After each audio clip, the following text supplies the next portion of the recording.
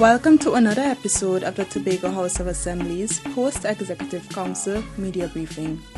This week, the Secretary of Infrastructure and Public Utilities and the Secretary of Community Development and Culture addressed the media. I want to take the opportunity to thank the various administrators of the division during 2015 and the staff of the division for their efforts during that period. We at the division would have achieved a number of things in 2015, but of course, like everything else, we believe that we could have done better in a number of areas, and I want to urge the staff, the team at the division, that we redouble our efforts in 2016 because there's definitely the need for improvements in productivity, in efficiency, and delivery.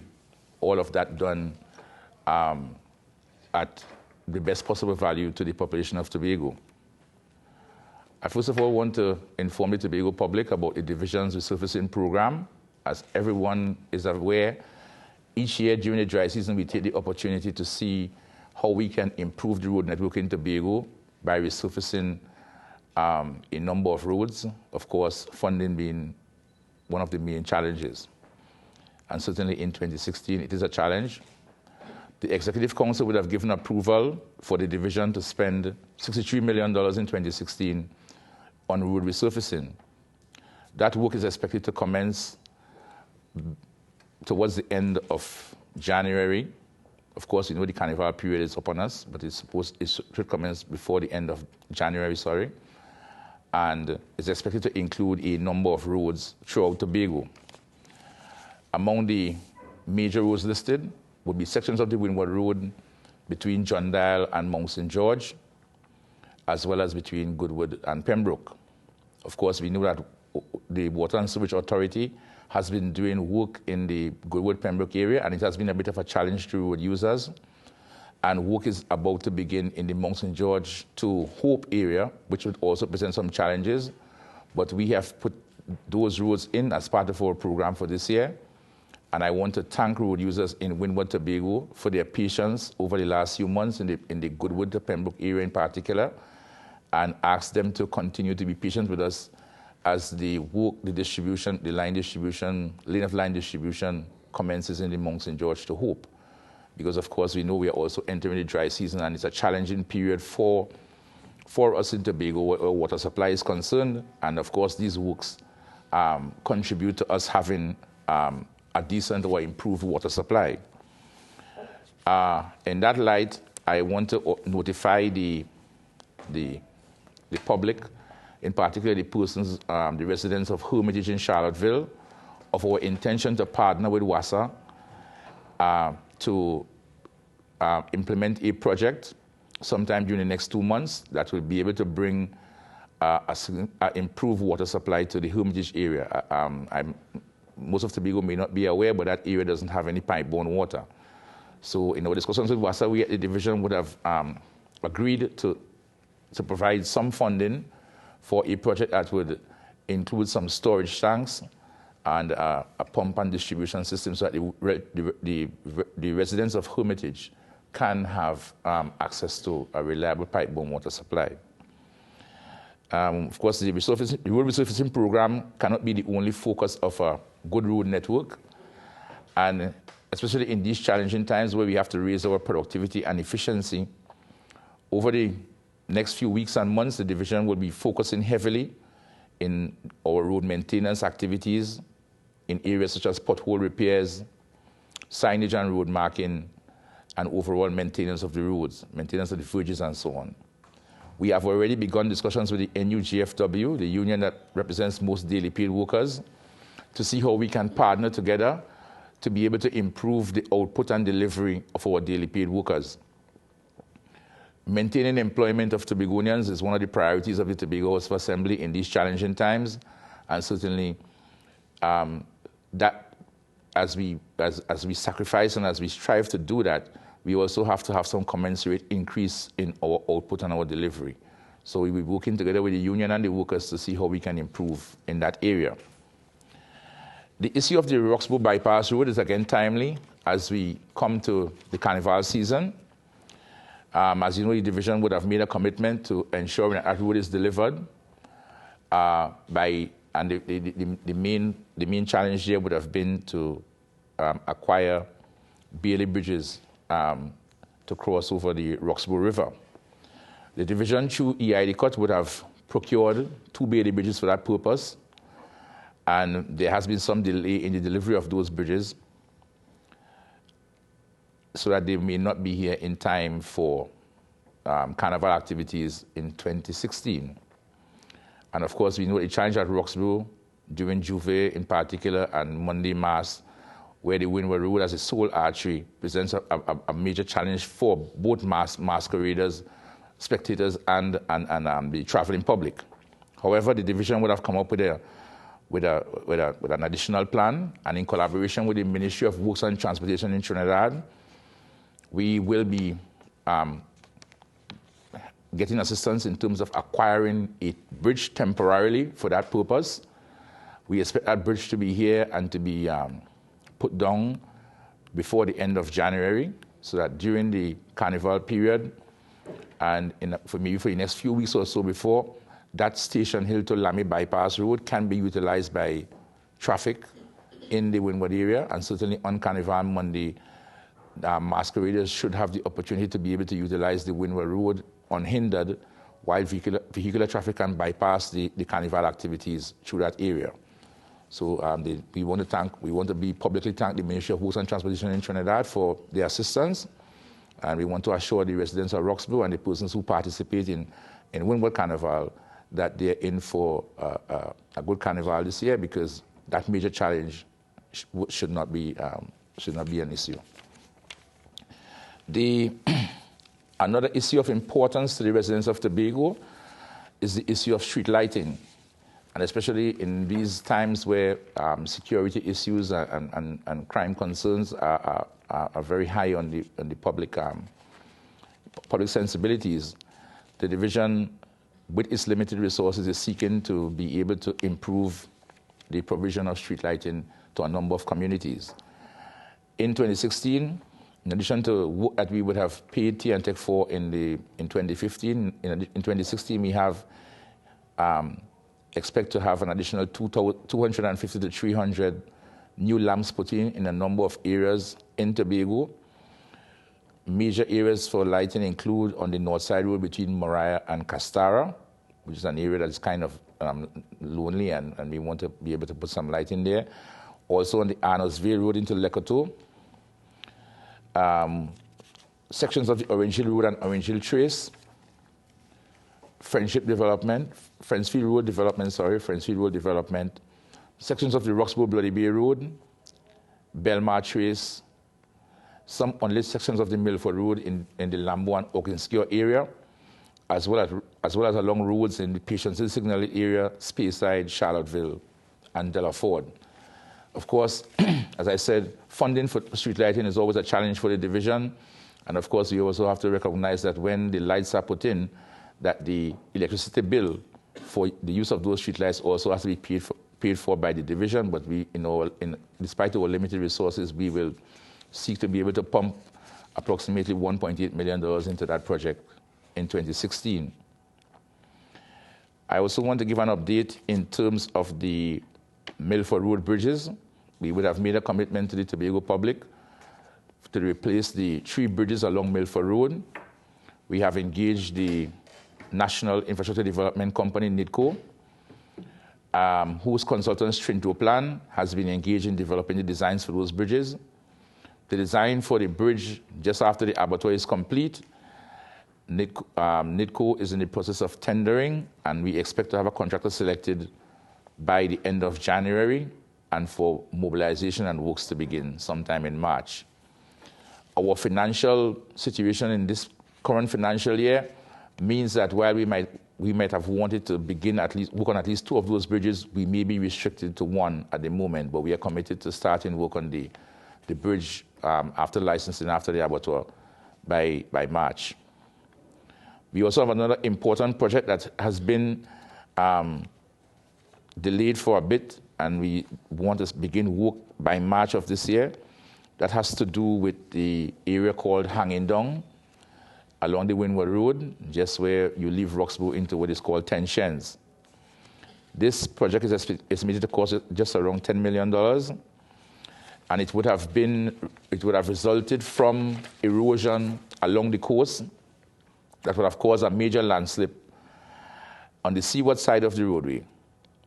And of course, our engineers would have indicated that if the landslip migrates, if the landslip continues further inland, then the windward road will be compromised, and that area will be cut off in terms of access further east and further northward. So that EIDCOT, we would have engaged EIDCOT, who would have selected a contractor for the process. We are now trying to put in place necessary funding so that we can commence work on that project sometime sometime in the month of March. In terms of our 2016 program, we would have also had on that program as a critical project the Chauvin roundabout, because of our concerns about the safety of road users in that intersection of Chauvin Road and Milford Road. And we are all aware that the Milchauve building in that vicinity is just about nearing completion. And when it's occupied, that means that there will be a significant increase in the amount of vehicles and so on utilizing that intersection. When we look at our resources for the financial year, we would have determined that at this point in time, a more cost-effective solution would have been the placing of traffic signals. So we expect within the next 2 or 3 months to be able to place traffic signals at the Chauvin-Milford Road intersection, which will serve as definitely as a safety device and prevent some of the accidents that have taken place over the years, especially now that we expect there to be an increase in the usage of that area. One of the other things I wanted to inform the Tobago public has to do with the issue of maxi taxi rides. There has been a clamor in Tobago for a few years now by persons wanting to purchase maxi taxis to provide public transportation. We know we have some challenges with our public transportation system in Tobago. We have a growing cruise ship sector that requires transport provided by buses, and there are a number of persons who want to provide such transport but have not been able to acquire rights. We have been engaged in discussions with the Ministry of Works and Transport, and we expect shortly that Tobago will be given somewhere between 40 or 50 additional maxi taxi rides that we can then be able to supply to those persons desirous of providing that service. And we expect that will improve the transportation situation here in Tobago. As I conclude, I just wanted to inform the public also that despite our challenges, we still intend to commence work using our in-house resources on the Storby Local Road extension. And during the course of the next few months, we expect to utilize, as I said, our in-house resources to start doing some minimum work on that extension, because we know that with the expectation of having a new airport terminal and so on, the need for us to be able to improve or provide additional routes in that area has become very, very dire. I want to speak to you specifically about Carnival 2016. And the theme for Carnival 2016 is Celebrate in Paradise. And celebrating in paradise this year for us will be about giving more bang for less bucks. We intend to have a level of excitement that is much more than last year in terms of creativity, lift the level of creativity, and certainly to have our Tobago people fully expressed and enjoy themselves. And that has certainly begun to play out in the level of activities that we have had. And the Calypso tents have been opened and they have been ongoing. They have had their judging. And I must say that I had the opportunity to visit 3 tents so far: the Bacchanal tent, Magnificent Glow, and the Masters. And I was very impressed with the improved quality of the calypsos that we have had, across the board. The content, the rhythm, and I am very excited by what is happening. I think that we can say we are actually seeing a revival of the Calypso movement, and hopefully that will play out in the results when we note how many persons are chosen to go to Trinidad to compete in the semi-final. We are still awaiting those results. I understand that 5 juniors have already qualified to go to Trinidad in the Calypso category, and I really want to commend them for their efforts and wish them all the best of luck in their competitions in Trinidad. We also had the New Tobago Soca Monarch, which is a private entity, but we would have decided to support them given the fact that there was no other space for soca artists to perform in the Tobago Arena, and this year they were guaranteed a spot at the semi-finals in Trinidad. 4 actually went from Tobago to that semi-final in Trinidad, and I would consider that they really performed well. They did us proud. Even though they did not make it into the final, I really want to commend them for their efforts, and I am sure all Tobagonians felt proud seeing them perform on that stage. I also want to congratulate Sherwin Winchester, who is a Tobagonian residing in Trinidad, since he would have made it into the finals. The Pan fraternity, they continue to break their own records. I was pleased to talk to the president of Pan Trinbago Tobago region, Mrs. Mary Toby, this morning, where in a bittersweet moment, she informed me that they have broken their own records. Last year they had 11 bands qualifying, and this year they have 14 bands qualifying to go to Trinidad. And I say bittersweet because as well as they have done, we all have to determine where we can find the additional resources from to ensure that we can support the extra bands to go to Trinidad and compete. And so she has also agreed to look for areas of savings, perhaps in infrastructure and venue sites for the upcoming other activities, to see where we can realize some cost savings to ensure that we can support and provide for the bands that will be going to Trinidad. And just for information, we do continue to support all of the stakeholders within their various areas. We do give a grant to the Calypsonians who actually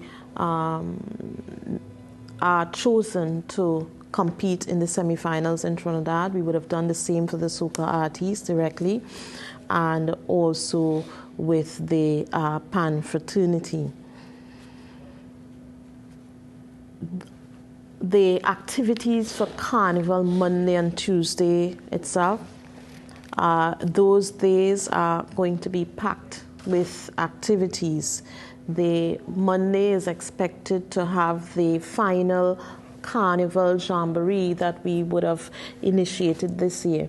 The Carnival Jamboree is supposed to lift the awareness and the excitement of Carnival in the air through various communities. We would have held the first one in Hope, we went to Plymouth, Mariah, and on Saturday we will be in Roxborough for the fourth one before we head to Scarborough on Carnival Monday.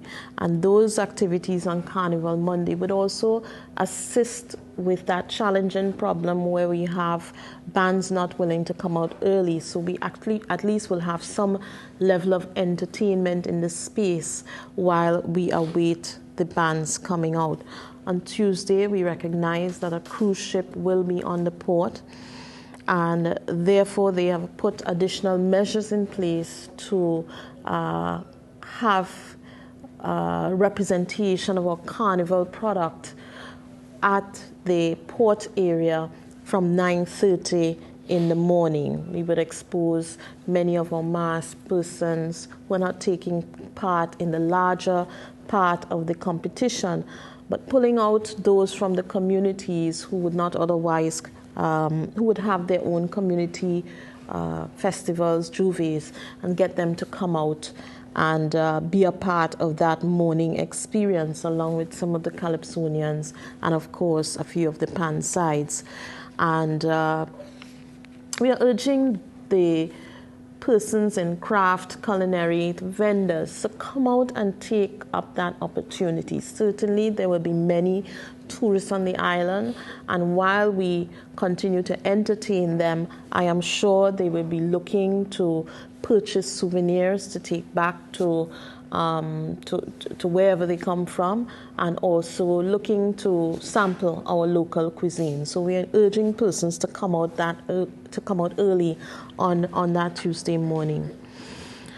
As part of ensuring the sustainability of the Carnival product, we continue with the Carnival Educative Arts, but perhaps in a more targeted way, bringing the primary schools segment by segment together, and for some of them that are outlined actually going into the schools.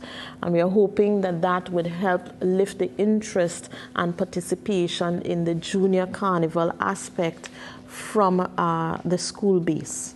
So we're looking forward to that actually assisting us with lifting that junior carnival product.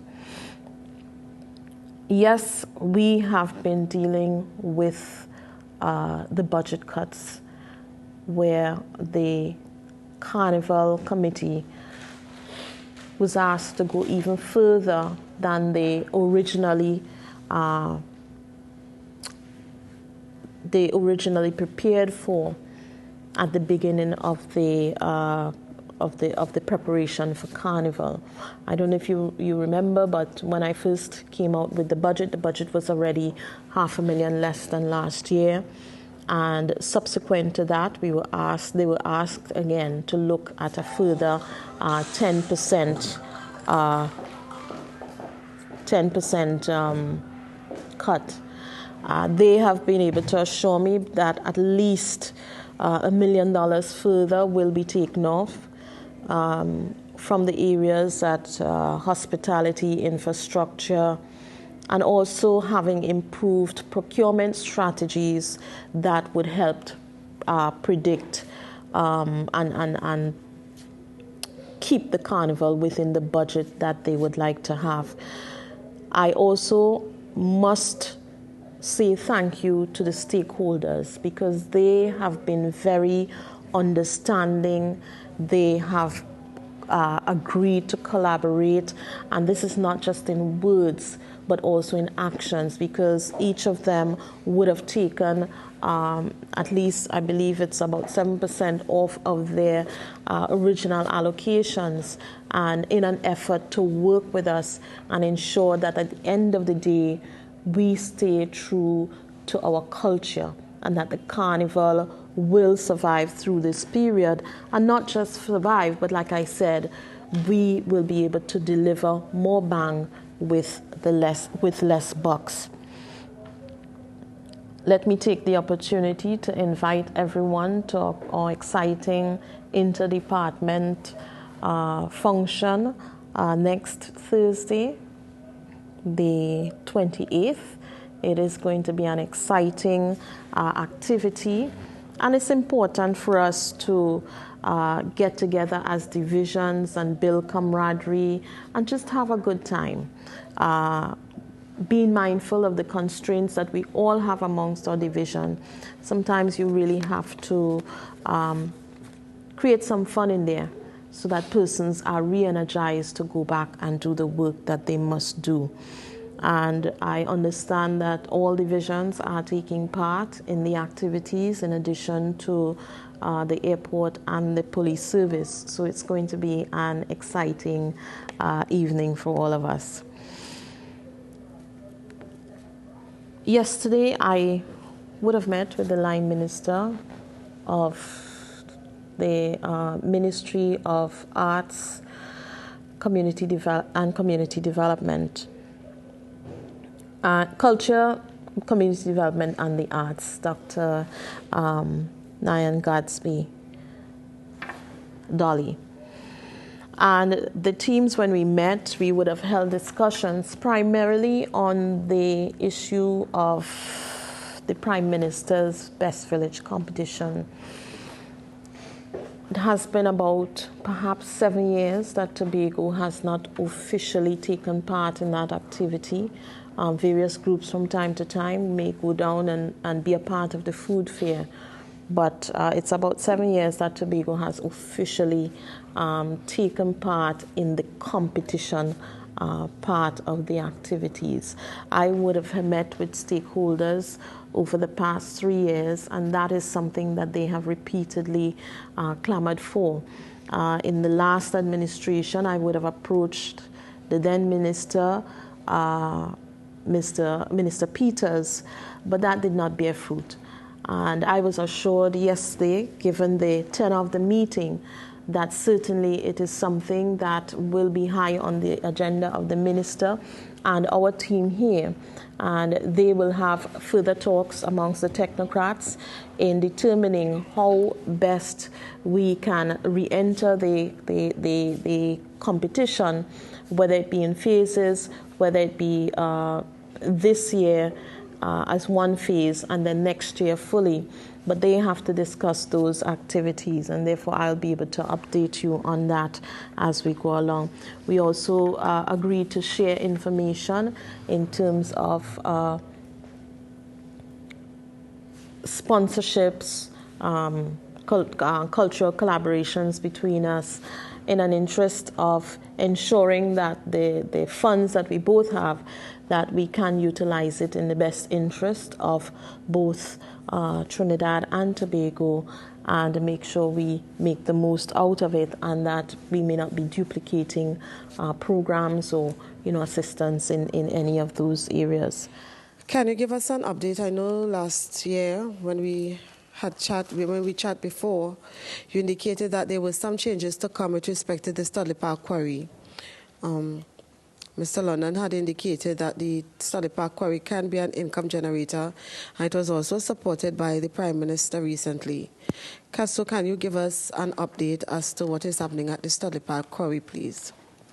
Okay, in terms of the quarry, well, you're correct. It is one of the priority areas for the division, for the Assembly as a whole in 2016, both in terms of its revenue generation capacity, as well as the need for us to be able to improve our productivity and efficiency in all particular areas. Over the last few months or so, we would have engaged a technical consultant who has been working along with us at the quarry to look at some of the challenges we face in terms of being able to improve the actual production of material. We have also engaged a consultancy firm to assist us in charting a way forward vis-a-vis having a proper management plan and the equivalent structure and so on. As everyone will be aware, there are a number of workers at the quarry. We have presently begun discussions with the union responsible for those workers, the NUGFW, with a view towards being able to implement a new and more efficient structure at the quarry that would allow for better use of our human resource and be able to generate the necessary production. We are hoping within the next 2 to 3 weeks to be able to finalize a document, a policy, and approach to the Studley Park quarry that would be able to give the Tobago public full details in terms of what our approach is, what our full approach is going to be, the timelines and so on involved, and what the expectations of that expectation output from that would be. But I want to assure you that there is a significant demand for the material that the quarry has within Trinidad and Tobago. Thank you for staying with us for the Tobago House of Assembly's Post-Executive Council Media Briefing for the week ending 23 January 2016.